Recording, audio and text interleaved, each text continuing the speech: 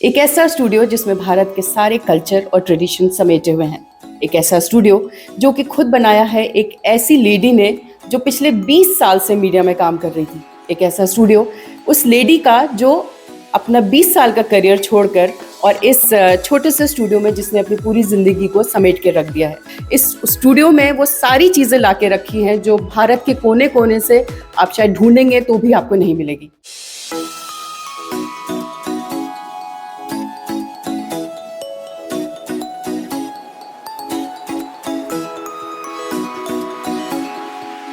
तो मिलते हैं आरती से और पूछते हैं कि आखिर कहाँ से उनको ये आइडिया आया कि अपना करियर छोड़ के और इस स्टूडियो में अपनी ज़िंदगी को इन्वेस्ट किया जाए। तो फर्स्ट इनिंग मेरी बेसिकली 20 साल की जर्नलिज्म में पूरी हो चुकी थी। मुझे लगा अब आगे बढ़ने का टाइम आ गया है। नेक्स्ट 20 साल में मेरे कुछ सपने हैं, मेरे कुछ दूसरे एस्पिरेशंस हैं जो शायद अब वो मीडिया से मैं रहकर मैं नहीं पूरे कर सकती थी। तो मैंने बदलाव करने की कोशिश की और इसको मैं 4-5 साल से तैयार कर रही हूँ। लोगों से मिल रही हूँ, आर्टिस्ट से मिल रही हूँ और ये कॉन्सेप्ट जो है काफ़ी पहले से मेरे मन में चल रहा था और फाइनली मैं इसको मूर्त रूप दे पाई हूँ। तो कभी आपको ऐसा डर नहीं लगा कि यार 20 साल का करियर छोड़ के मैं एक नया वेंचर क्रिएट करने जा रही हूँ, नहीं चला तो, और अगर चल गया तो कभी ऐसा मन में ख्याल नहीं आया? पता नहीं, कुछ अजीब था, कभी मन में ख्याल आया ही नहीं कि ये वेंचर नहीं चला तो क्या होगा।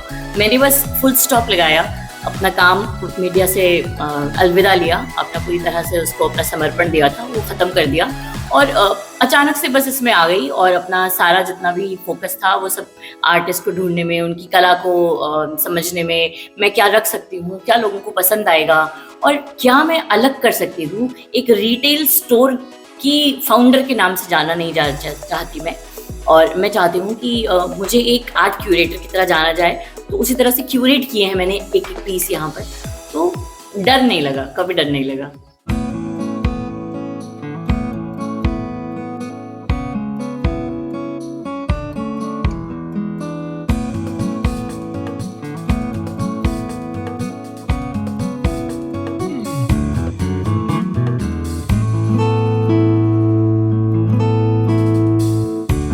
तो आपने ये कैसे सोचा कि यार ये वासेस लेकर आते हैं या फिर इस तरह की कैंडल्स लेकर आते हैं जैसे आपने उधर लगाई है, या ये जो शैंडलियर्स हैं ये लेकर आते हैं? मतलब एक होता है कि खुद डिसीजन लेना, तो वो डिसीजन पावर कैसे आई आपके अंदर? पहले तो देखिए, हमेशा एक बजट होता है आपका। जब बिजनेस शुरू करते हैं तो अगर बिजनेस एंटरप्रेन्योर की बात करें तो पहले बजट होता है आपका। उस बजट में वो कला जो है हमको, चाहे वो कला हो चाहे वो कोई प्रोडक्ट हो, तो उसको हमें अपने को समेटना होता है। लेकिन मैं ये कहूँगी कि कला की कोई कीमत नहीं होती, कला के कदरदान होते हैं। तो मुझे ऐसा लगा कि जिन पीसेस को मैं यहाँ लेकर आऊँगी उनके कदरदान होने ज़रूरी हैं।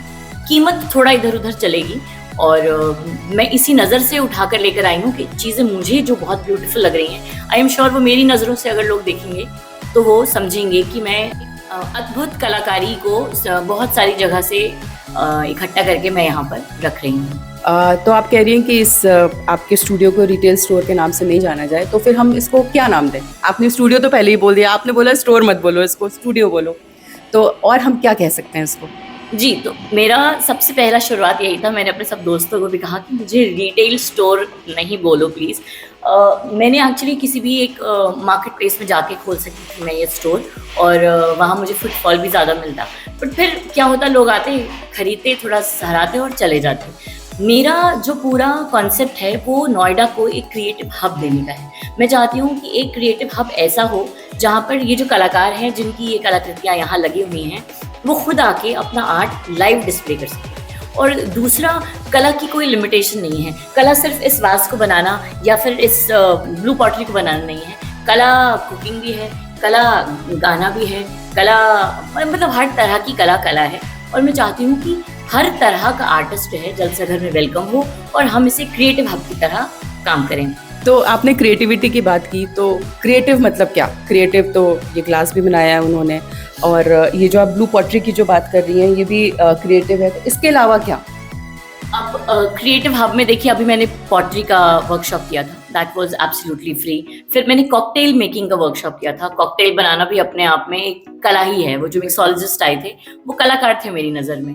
और अभी मैं बहुत सारा ऐसा प्लान कर रही हूँ जिसमें जो आजकल ये आपके कैंडल्स हैं, ये मेकिंग बहुत पॉपुलर हो रही है, वो भी कला का नमूना है।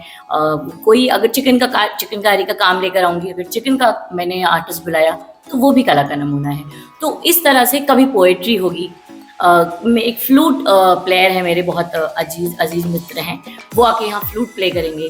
कभी किसी छोटी सी बुक का लॉन्च करना चाहता है कोई, आजकल दास्तान गोई बहुत फेमस हो गया है, तो क्यों ना हम हिंदी दास्तान गोई यहाँ करें, लोग आएँ और अपनी कहानियाँ सुनाएं यहाँ पर। तो कुछ शामें ऐसी हों जिसमें कला, संस्कृति सबको सराहा जाए, लेकिन लोगों को यहाँ पर आकर अच्छा फील हो। जब वो घर जाएं तो वो लाइवली फील करें, उन्हें लगे कि वो जलसा घर से आ रहे हैं और अब उनकी ज़िंदगी में इस वक्त जलसे वाली फीलिंग आ रही है।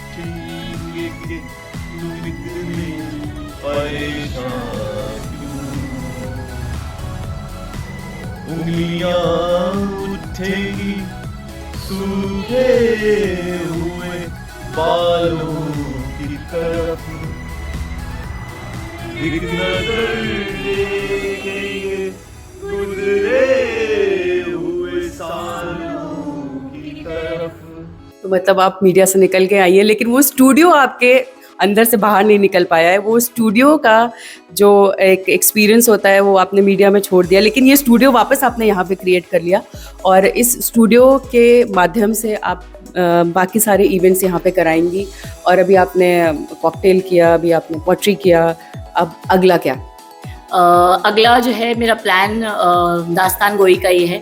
मैं कोशिश कर रही हूँ कि जो मेरे सीनियर जर्नलिस्ट हैं, जो अच्छा कह लेते हैं, जो जिनके पास कहानियाँ हैं, मतलब यहाँ पे भी जर्नलिस्ट लोग ही आ जाएंगे मतलब मीडिया की दुनिया से भी आप बाहर नहीं आ पाई हैं तो वो मीडिया टेल्स बाहर आनी चाहिए। तो आई एम श्योर दास्तान गोई उर्दू कहानी है, लेकिन मैं चाहती हूँ कि उसको हिंदी में लोग यहाँ पर सुनाएं, लोग सुने।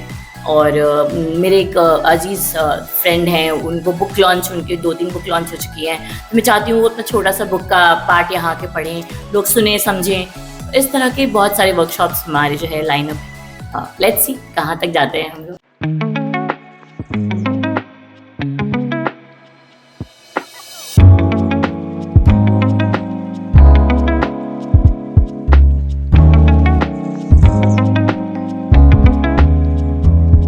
तो देखा आपने, ये सिर्फ एक स्टूडियो नहीं है, ये लॉन्चिंग पैड भी है जो छोटे छोटे आर्टिस्ट को लॉन्च भी करेगा। और अगर आप अपनी चीज़ों को भी लॉन्च करना चाहते हैं तो आप प्लीज़ आरती को कांटेक्ट करें।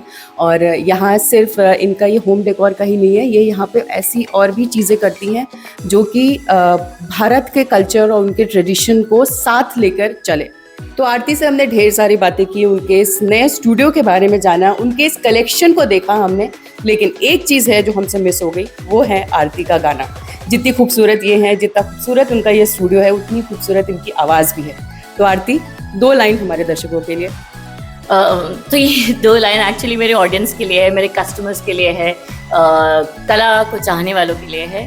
कहाँ हो तुम चले आओ, मोहब्बत का तकाजा है, गमे दुनिया से घबरा कर तुम्हें दिल ने पुकारा है, कहाँ हो तुम।